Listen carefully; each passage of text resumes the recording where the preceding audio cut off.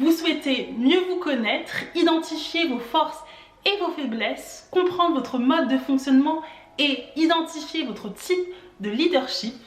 Écoutez la suite. Bonjour à toutes et bienvenue. Je m'appelle Grace Malanda et je suis la fondatrice d'Elle se lance, l'école dont la mission est de vous aider à identifier votre atout unique afin de créer un business aligné avec qui vous êtes.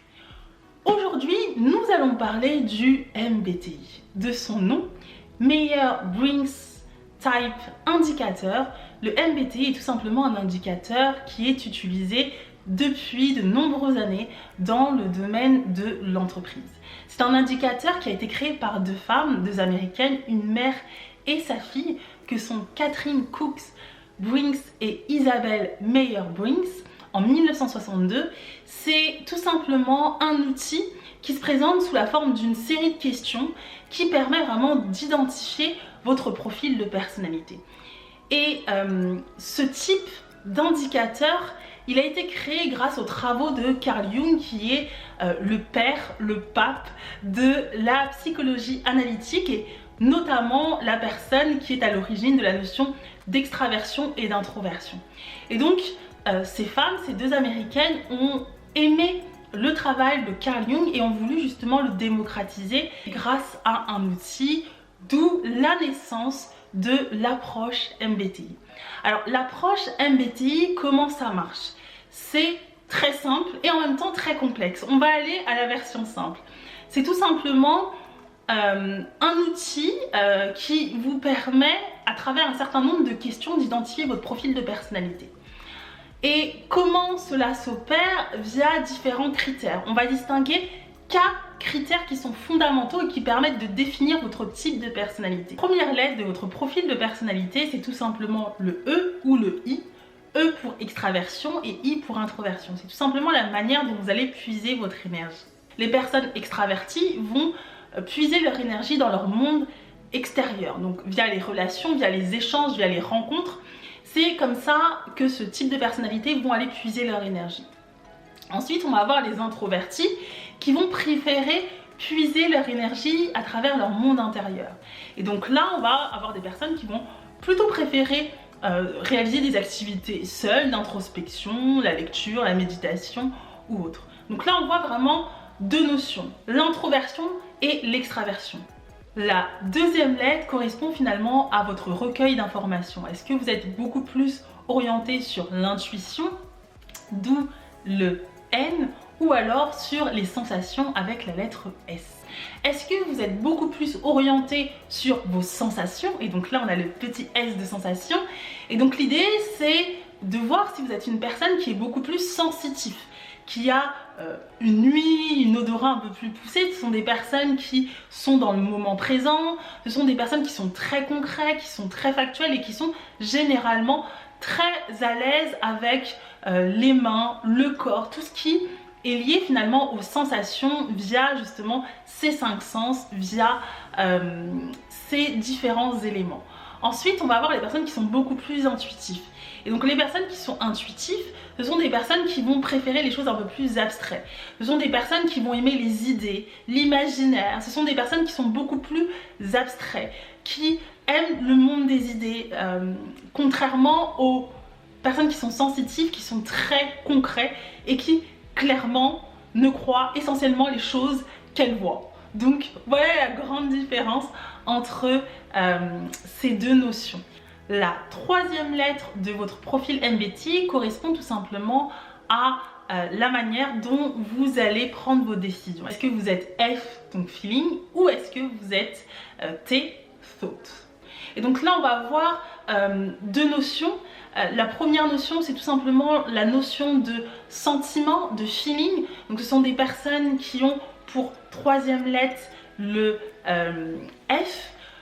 Ce sont des personnes qui vont vraiment prendre leurs décisions en fonction des répercussions que ça va avoir sur les individus. Ce sont des personnes qui sont beaucoup plus empathiques, des personnes qui vont prendre leurs décisions de manière très subjective. Ensuite, on va avoir les autres qui sont tout simplement les personnes qui sont beaucoup plus rationnelles. Et donc ces personnes, généralement ce sont les personnes qui ont pour troisième lettre le T, qui veut dire thought. Ce sont tout simplement des personnes qui sont orientées sur la pensée. Et donc ce sont des personnes qui sont très rationnelles, des personnes qui sont très objectifs, qui vont peser le pour et le contre, en fonction bien évidemment de ce qu'ils ont pu observer, de ce qui a été considéré comme vrai, qui vont vraiment faire appel à des choses qui sont bien établies, des ordres bien définis, des règles, des lois, des théories qui ont été approuvées et testées. Donc ce sont vraiment des personnes qui ont une approche beaucoup plus objective des choses. La quatrième lettre fait tout simplement référence à la manière dont vous agissez. Est-ce que vous êtes beaucoup plus orienté sur le jugement, d'où la lettre J, ou alors le P qui veut dire perception. Les personnes qui sont P, ce sont vraiment des personnes qui sont flexibles, qui s'adaptent. Ce sont des personnes qui vont prendre leurs décisions généralement un peu à la dernière minute. Et on va voir les autres qui sont beaucoup plus J. Ce sont des personnes qui sont très organisées. Ce sont des personnes qui aiment les plans bien définis, qui aiment la planification et qui sont très rassurées dans un environnement qui est planifié. Donc vous voyez bien que à travers ces différentes lettres, on va obtenir les lettres qui composent le cycle qui est lié à votre personnalité. Exemple, moi je suis une ENFP. Donc E pour extraversion, N pour intuition, F pour feeling et P pour perception. En d'autres termes, je suis une idéaliste et je suis quelqu'un qui déborde d'idées, qui a besoin de tout embrasser, qui est stimulé par la nouveauté et le fait d'apprendre davantage sur moi et de me découvrir. Je suis une personne qui est clairement en quête de sens et en quête d'identité. J'aime utiliser énormément de choses pour apprendre à mieux me connaître, pour me développer. Ça, c'est vraiment quelque chose de très fort chez moi. Mes faiblesses, c'est tout simplement mon manque d'anticipation qui peut être un souci, qui a été un souci pendant très longtemps dans ma vie de manière générale, notamment durant les premières années de l'âge adulte. Et autant vous dire que c'était pas simple, mais au final, c'est des choses sur lesquelles j'ai travaillé et aujourd'hui, c'est toujours un petit souci, mais beaucoup moins important qu'avant. Et c'est quelque chose que j'arrive à mieux gérer dans le cadre de mon activité. Mais clairement, ça a été mon gros challenge. Et c'est surtout grâce à l'entrepreneuriat que j'ai appris à travailler sur cette notion de planification. Donc vous voyez bien en fait qu'en fonction de votre type de personnalité, vous allez avoir des atouts et des inconvénients. L'idée c'est pas de fermer les yeux, mais au contraire d'avoir une vision globale sur qui vous êtes et quels sont les éléments qui sont nécessaires de travailler, quels sont les éléments à développer et potentiellement quels peuvent être les éléments que vous allez pouvoir déléguer ou alors travailler de manière beaucoup plus importante.